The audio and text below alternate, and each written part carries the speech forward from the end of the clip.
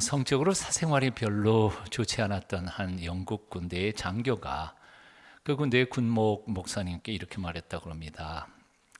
믿음을 가지는 것은 좋은 일이기는 하지만 사실 저는 성경 말씀 이해하기 어려워서 솔직히 못 믿겠습니다. 물론 핑계대는 것이겠지만은 군목 목사님이 이렇게 대답했다고 합니다. 예, 성경에 어려운 말씀 참 많습니다. 믿기 힘든 것도 많고요. 하지만 제7계명은 그렇게 이해하기 어려운 거 아닙니다. 아주 간단하고 단순한 명령입니다. 별로 반응이 없으시네요. 제7계명 뭡니까? 간음하지 말라. 아주 단순하고 간단한 명령인데 그 영국군 장교는 몰라서가 아니라 지킬 의지가 별로 없기 때문에 그걸 어렵다고 핑계대고 있는 것이었죠. 오늘날 이 시대의 7계명은 너무나 세상이 자유롭게 해석하는 경향이 있게 되었습니다. 예수를 이름으로 외서를 미화하기도 하고요. 또 간음은 죄도 아니라고 말하는 사람들도 제법 많이 생기기 시작했습니다. 하지만 이 문제에 대하여 우리 홍정길 목사님께서 아주 분명하게 잘 표현을 하셨던 것 같습니다. 제가 조금 읽어드릴게요. 철학이 뭐라 하든 윤리가 뭐라 하든 사람들이 뭐라 하든 성경은 말씀합니다. 간음은 죄다. 더 이상 할 말이 없습니다. 지방법원에서 아무리 떠들어대도 대법원에서 형을 확정하면 그 판결이 완전한 것처럼 우주 최고의 권위를 가지신 최후의 질서, 최후의 권세이신 하나님께서 만왕의 왕, 만주의 주이신 하나님께서 선언하십니다. 간음은 죄다. 끝. 복잡하게 말할 필요 없습니다. 하나님께서 말씀하십니다. 간음하지 말지니라. 끝. D.L. 무디는 이렇게 말했습니다. 오늘 이 시대에야말로 이 계명은 조금 적당히 눈 감고 넘어갈 수만 있다면 좋겠지만 그러나 오늘 이 시대에야말로 이 계명을 가차없이 그리고 소리 높여 외쳐야 할 때라고 생각합니다. 이 시대에야말로 이 계명을 가차없이 그리고 소리 높여 외쳐야 할 때입니다. 왜? 오늘 이 시대는 정말 이 문제에 대하여 너무 문란해져 버렸기 때문에요. 우리가 간음하지 말아야 할 첫 번째 이유가 있습니다. 첫째는 자신을 파괴하기 때문에 그렇습니다. 다시요, 자신을 파괴하기 때문에요.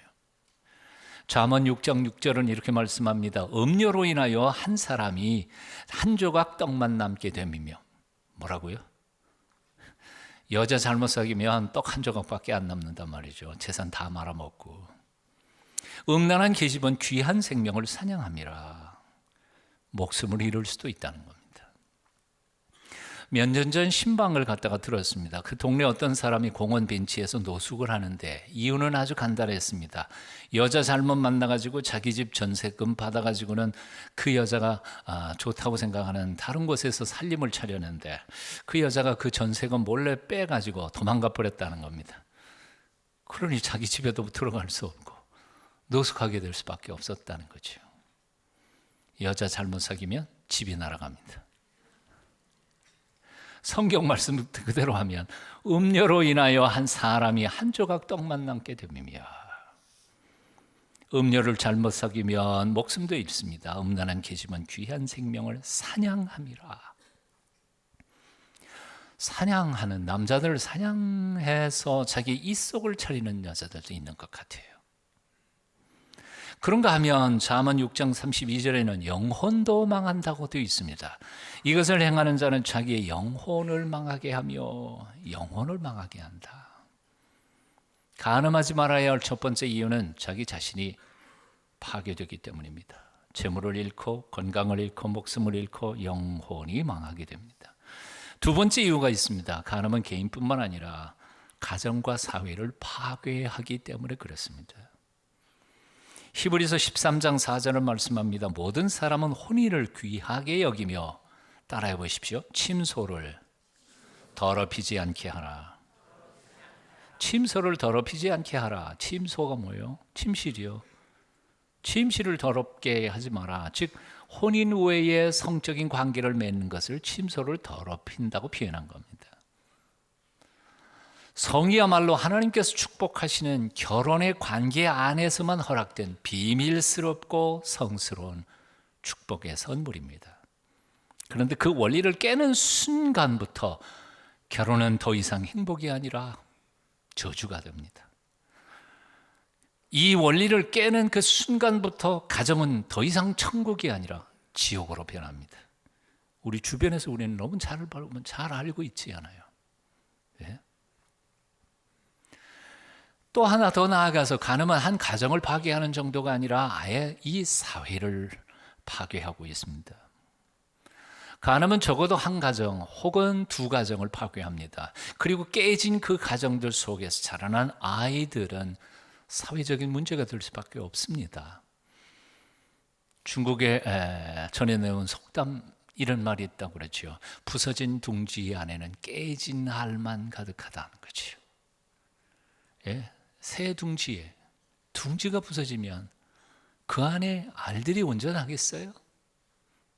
겉으로 보기에는 뭐 안 그런 척 하지만 사실은 이혼한 가정, 깨진 가정 혹은 폭력적 가정에서 자라난 사람들이 제대로 건강하게 다른 사람을 사랑하며 한 가정을 이루어 행복하게 살아갈 수 있겠느냐 하는 것이죠. 오늘날 사회의 문제를 일으키는 대부분의 범죄자들이 깨진 가정에서 자라난 사람들이 너무너무 많다는 것 통계로 우리는 받고 있습니다. 간음은 단순히 두 사람의 문제가 아니라 사회적 문제입니다. 다윗이 우리아의 아내 바세바를 범했을 때 두 사람의 불장난으로 끝나지 않았습니다. 다윗은 그 일을 감추기 위하여 우리아, 바세바의 남편인 우리아를 전쟁터로 보내서 죽여야 했습니다. 그리고 하나님은 두 사람 불장난으로 낳았던 아이를 데려가십니다. 다윗이 아무리 애걸 복걸하면서 살려달라 그래도 죽지요. 그 아이는. 그것으로 끝났습니까? 나중에는 다윗의 가문에는 대대로 간음의 문제가 들끓었습니다. 다윗 한 사람의 죄로 인하여 국가적인 재난이 임했습니다. 로마 제국이 어떻게 멸망당했습니까? 성문란 때문이었습니다. 엘턴 투브라드라고 하는 사람은 이런 표현을 했습니다. 문명의 부패는 그리고 멸망은 잘못된 성도덕을 미화시키는 데서부터 시작된다. 성모럴, 성적인 문제를 미화시키고 그게 그럴듯하게 아름다운 것으로 미화시키고 그렇게 표현하는 데서부터 시작해서 한 시대의 문명은 부패해지고 그리고 망하게 된다는 거죠. 간음하지 말아야 세 번째 이유가 있습니다. 하나님의 심판이 엄중하기 때문에 그랬습니다. 요한계시록 21장 8절을 보면 두 번째 사망, 우리는 이제 육신이 죽으면 첫 번째 사망이죠. 근데 영적으로 영원한 사망이 있습니다. 두 번째 사망에 들어가야 할 죄의 목록들, 사람들이 등장합니다. 제가 한번 읽어볼까요? 행음자들과 술객들과 우상숭배자들과 모든 거짓말하는 자들은 불과 유황으로 타는 못에 참여하리니 이것이 둘째 사망이요. 행음자들과 술객들과 우상숭배자들과. 에베소 5장 5절도 말씀합니다. 음행하는 자는 더러운 자나 음행하는 자나 더러운 자나 탐하는 자 곧 우상숭배자는 다 그리스도와 하나님 나라에서 기업을 얻지 못하리니. 하나님 나라는 거룩한 나라입니다. 성결한 나라입니다. 그래서 간음으로 더럽혀진 영혼들은 들어갈 수 없는 나라라는 것입니다.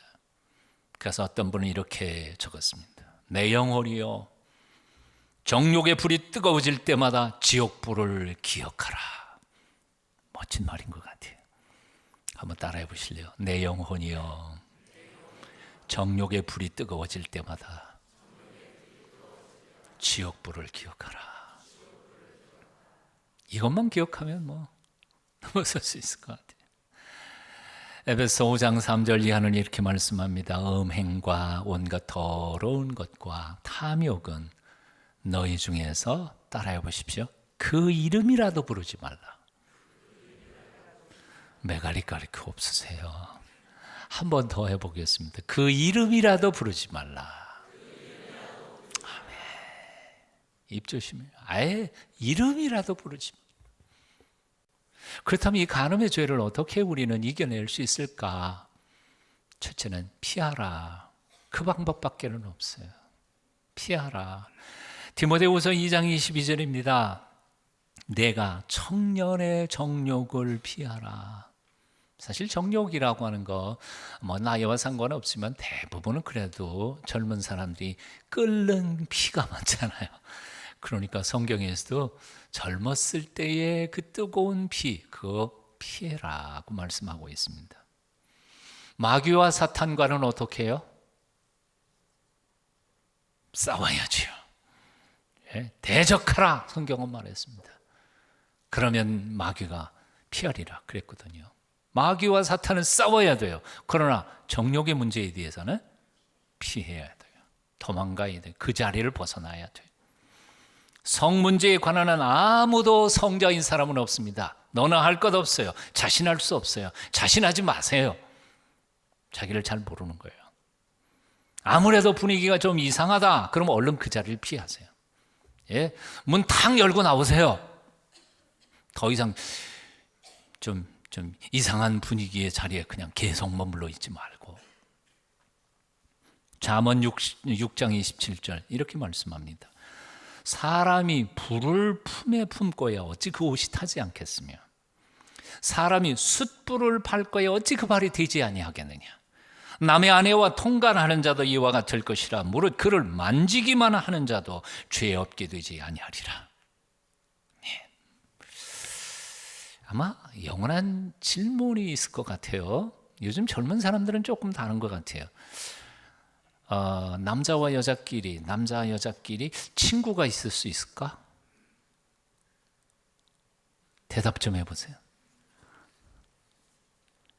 어느 정도까지는 있을 수 있을 것 같아요. 그러나 궁극적으로 끝까지 친구는 글쎄요. 전 모르겠습니다. 하나님 앞에 정직하게 자신의 양심에 따라서 한번 자신의 삶을 정리해 보십시오. 첫 번째, 피하라. 이게 제일 가장 중요한 거고요. 두 번째, 마음을 지키라. 한번 따라해 보십시오. 마음을 지키라. 예수님께서는 마음의 음욕을 품는 자마다 이미 간음했다고 말씀하셨습니다. 즉 행동으로 옮겨진 간음이나 아니면 마음속에 품고 있는 음욕, 이거 똑같이 간음이라는 것입니다. 어떻게 보면 이 말씀을 들을 때 굉장히 어렵게 들리실지 모르겠습니다. 와, 그렇다면 얼마나 살기 힘들까. 근데 생각만큼 그렇게 어려운 말은 아닙니다. 어떤 분이 이렇게 적었습니다. 시멘트 바닥 위에 불꽃이 떨어져도 아무 일도 나지 않지만 휘발유 탱크 위에 불꽃이 떨어지면 폭발한다. 그렇죠? 맞습니다. 더러운 생각, 음욕을 품고 있는 사람에게는 조금만 유혹이 와도 퍽 하고 터집니다. 탈선할 수밖에 없어요. 하지만 때때로 불결한 생각이 머리를 스치고 지나가도 그것을 품지 않고 즉시 버리면서 자신의 마음을 깨끗하고 정결하게 지키려고 노력하는 사람에게는 어느 정도 불꽃이 튀어도 불은 붙지 않게 되어 있습니다. 비슷한 격언들이죠. 머리 위로 새가 날아가는 것을 금할 수는 없지만 새가 내 머리 위에 둥지를 트는 것은 막을 수 있다. 안 그래요? 아니, 새가 지나가는데 어떻게 막을 거예요? 그러나 내 머리에다가 둥지 트는 것은 얼마든지 쫓아버릴 수 있어요. 뱀 알을 품으면 뱀이 나오고 분노를 품으면 살인하게 되는 것처럼 음욕을 품으면 간음하게 된다. 품지 마세요. 너나 할 것 없이 인간은 본능적인 인간이라 스쳐 지나가는 나쁜 생각들이 어찌 없겠어요. 그것조차도 간음은 아니에요.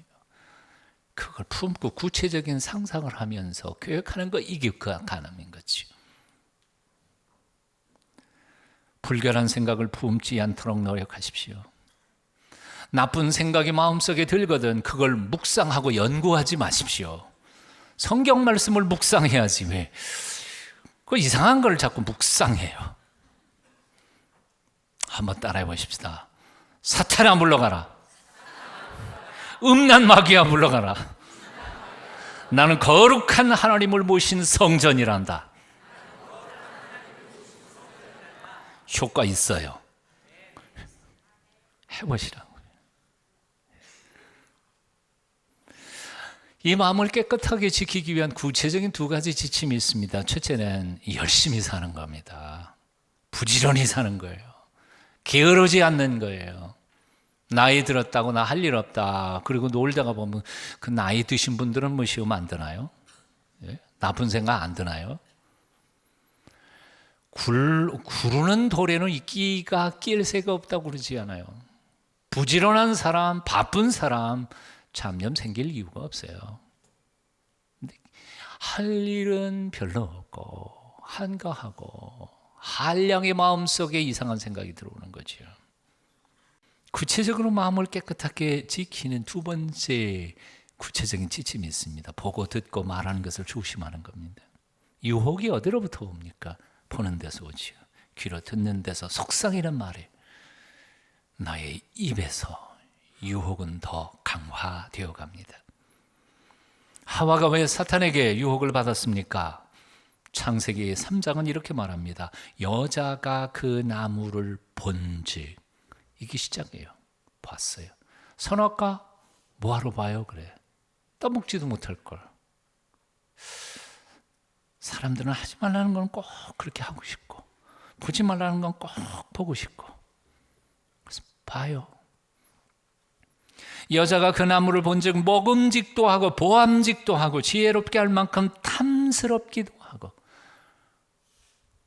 그런 상태에서 사탄이 귀 속에다가 속삭이는 거지. 하와가 선악과를 봄으로써 유혹이 들어왔고 사탄의 속삭임을 들음으로 해서 그 유혹에 불이 붙은 것이었습니다.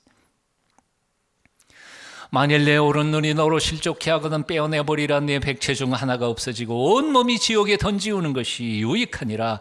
만일 내 오른손이 너로 실족해 하거든 찍어내버리라. 내 백체 중 하나가 없어지고 온몸이 지옥에 던지우지 않는 것이 유익하니라. 이 끔찍한 명령을 예수님께서는 무슨 얘기하다가 이 얘기를 하셨죠?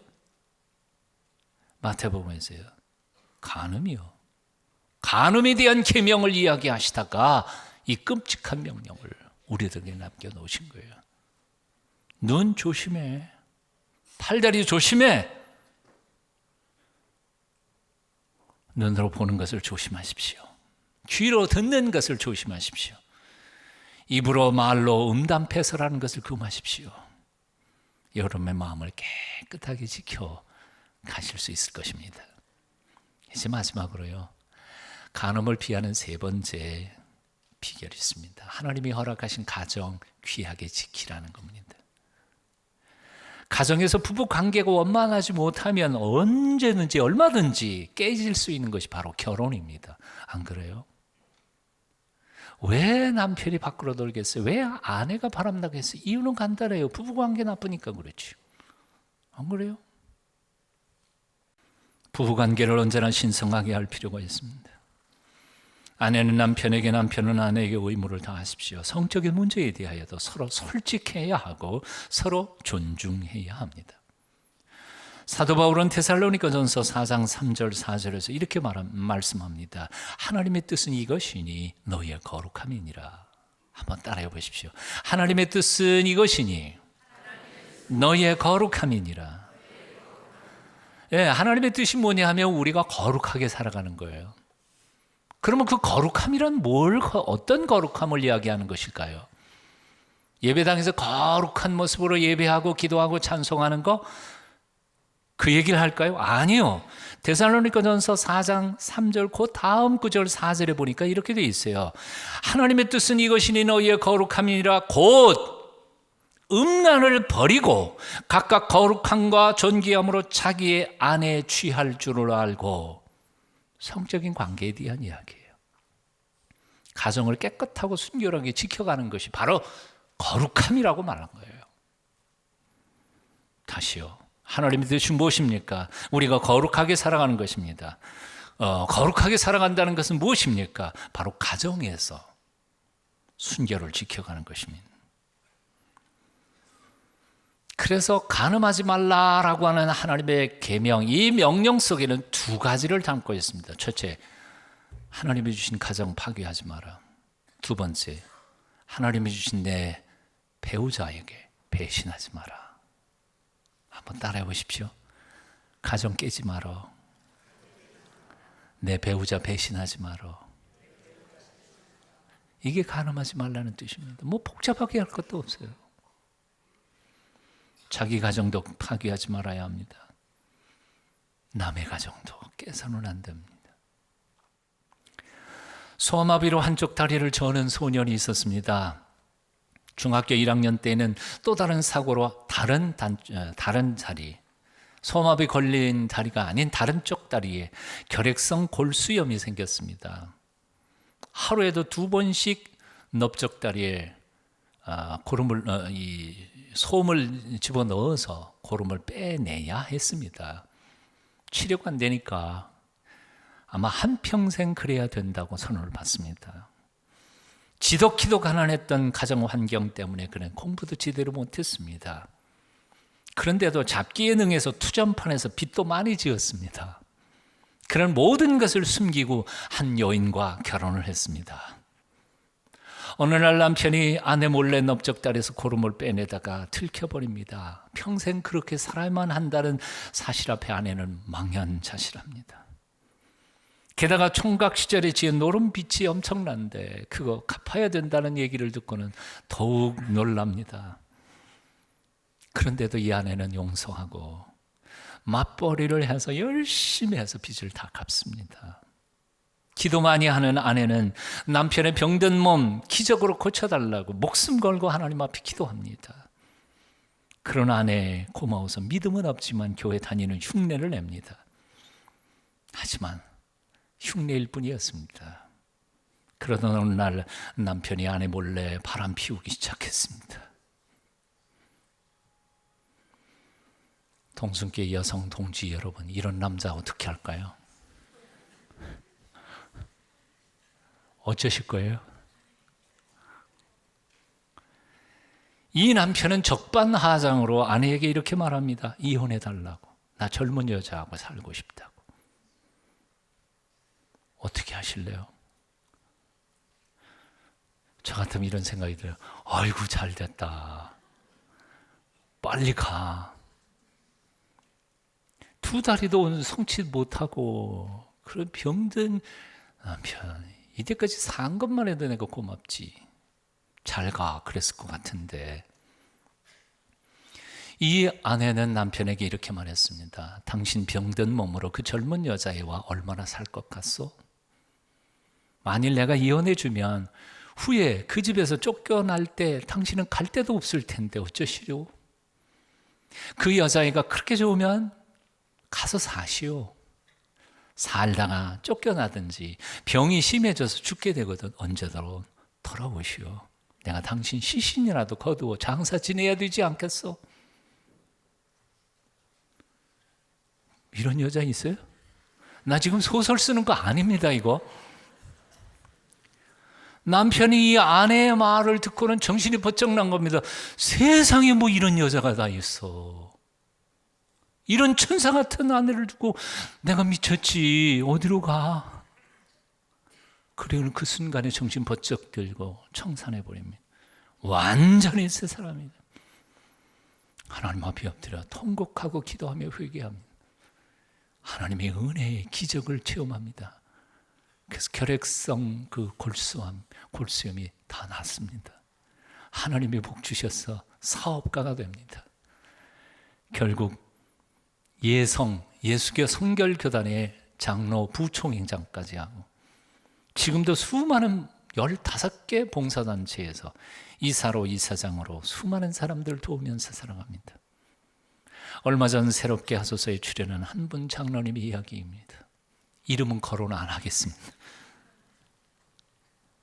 실수는 누구나 할 수 있습니다. 하지만 실수를 깨닫고 돌이켜 하나님의 온전한 사람으로 사는 것 쉬운 일은 아닙니다. 아니, 그보다 더 어려운 일이 있습니다. 실수한 그 사람을 용서하고 받아들이며 기다리는 것입니다. 실수하셨습니까? 이제라도 늦지 않았습니다. 회개하고 돌아와서 하나님의 온전하심을 입으십시오. 배신당하셨습니까? 어렵겠지만 용서하고 참아 기다리십시오. 풍성하신 하나님이 반드시 갚아주시고 복 주실 줄로 믿습니다. 기도하겠습니다.